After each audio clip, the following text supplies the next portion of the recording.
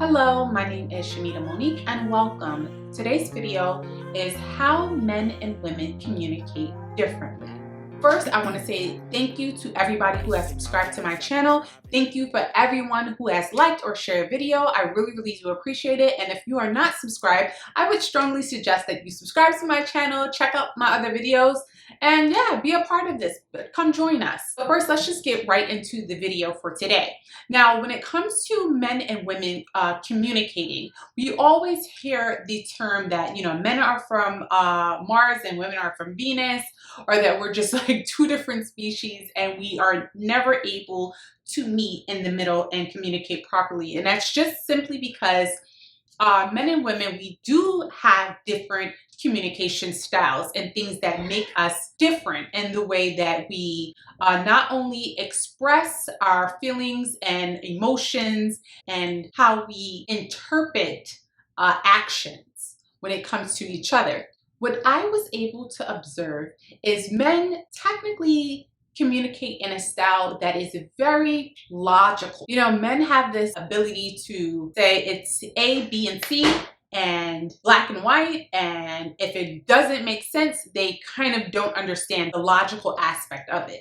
If you cannot explain yourself logically to a man, he's not going to comprehend where you're coming from. All right, now women tend to communicate in a way that is very emotional, and simply because when it comes to women, sometimes she's not able to properly articulate her feelings and her intuition.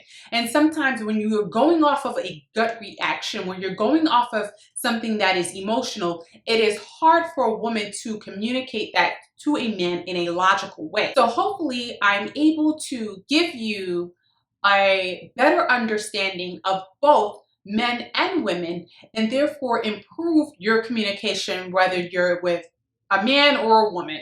All right, so first, let's start off by, if you're a woman and there is something that you need desperately done, or something that you're trying to communicate to your man or your mate or whatever, I'm going to say the best way to do it, the best way to communicate any of your desires is to just tell him straight up.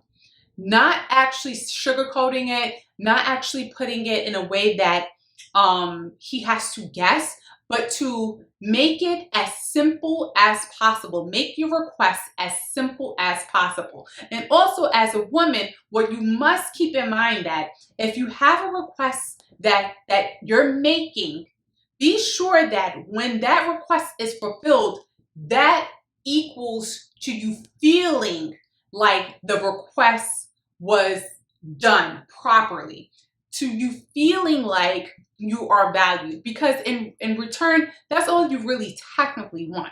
You want things done because you want to feel heard. You want things done because you want to feel valued.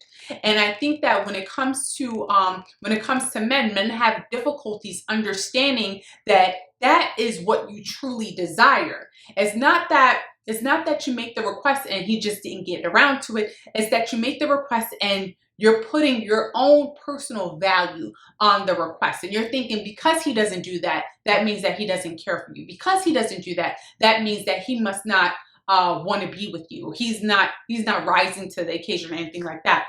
And whereas a man is totally not even thinking in those types of terms whatsoever. He's like, okay, you made a request, I'll get to it when I get to it. Only when we think about the disconnect, we see that that the communication styles is different. And you also have to keep in mind that what plays a big factor when it comes to men and women's relationship is understanding the love languages. So I know that there's a book by Gary, I forgot his last name, but there's a book called, you can Google it, it's called The 5 Love Languages.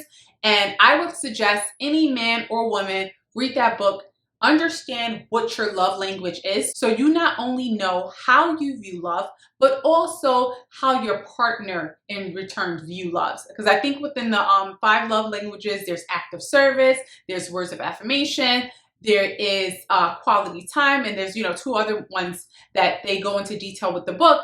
And I find that this is very helpful when it comes to just dealing with people in a relationship setting. All right. It makes it easier for you to understand somebody's love language, so that you know that if their love language is act of service, her making a request is much more than just her saying, okay, I just need this done. If an act of service is her actual love language, she is putting a higher value on that request than you might. Your love language as a man might be quality time. So that means that when you spend time with her, you want the time to actually matter. You don't want her on her phone, or you don't want her texting one of her friends, or talking and her looking at you and saying, what, we're still here, we're in the same room, right? Because the way that you view the time is different. The way that you view it is completely different. And sometimes it's just a matter of miscommunication that we have to improve in order to improve our relationships. So, and that's why you're here. And that's why I'm giving out this information for you guys to help you. Next thing that we're going to discuss is when it comes to male and women communication, is the fact that sometimes when it comes to a woman, a lot of times, when she's trying to express herself emotionally, you have to give her time in order to kind of dissect it.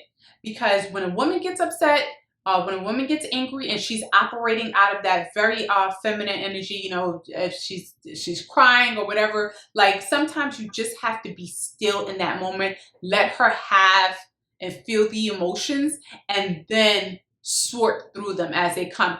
And here's one tip that I'm going to give for my guys, is that when she is communicating out of an emotional stance, you are not necessarily going to listen to it with your logical mind.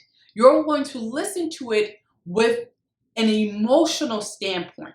All right. So if she is clearly upset, it's not really the anger itself. The message is deeper. And with communication, you could probably uncover how she's truly feeling. But in that moment, you want to listen. You want to let her know that her words are valued, that you hear her and you're listening. You're not going to be listening to fix the problem. You're not going to be listening to evaluate and go into logical brain. Your logical brain kind of got to take a back seat to this. You just have to be in tune with her emotionally. All right. For my men, this is where you're going to step into your feminine energy, and you got to connect with her emotionally. All right. And for my women, sometimes when you have that high burst of emotional energy and it's overwhelming, at some point in time, you just want to take a breath, calm down, and then go back to communicating what is truly wrong in that situation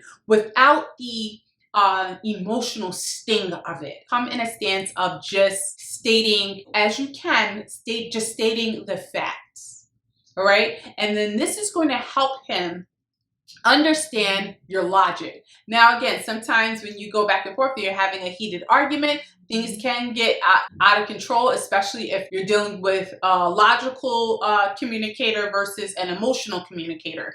This is going to be a power struggle. There's going to be going back and forth. Nobody's going to understand the person or whatever. So I think that in those particular instances, you want to just settle down. You want to take a breather. You want to come back to the situation or come back to the conversation when you two have calmed down and you're able to communicate better, more effectively, right? Where you're both listening to the other party, right? When it comes to women, remember, women, we have to be more logical in our communications. We have to be more direct. You can't necessarily communicate, well, it made me feel like this, okay? Because again, men are more logical thinkers. And when it comes to men, again, you have to understand that when she is communicating something to you, it is emotional. All right. When she's communicating, if she tells you, I don't feel like you listen to me, she doesn't feel like you're valuing her words. Now, whether it be true or not, you can value every freaking word or piece that she gives you. But again, you're communicating with the person that's talking about their feelings. So in return, you have to now step into your emotional feelings and understand where she's coming from. How does it make you feel when nobody listens to what you are saying, when nobody cares about your advice. That's how she is feeling. I think that if you practice on better communication skills, if you actually, take the advice and read or listen to the book and discover what your love language in fact is, I think they do a little quiz too. I think that would help you moving forward in relationships with just anybody in general, okay? The 5 love languages, I find that is even helpful in when it deals with family members and friendship. So again, I hope that this was helpful. If it was, then give me a thumbs up, check out my other videos, subscribe to my channel, leave me a comment, let me know what you think, and I will chat with you soon. Bye.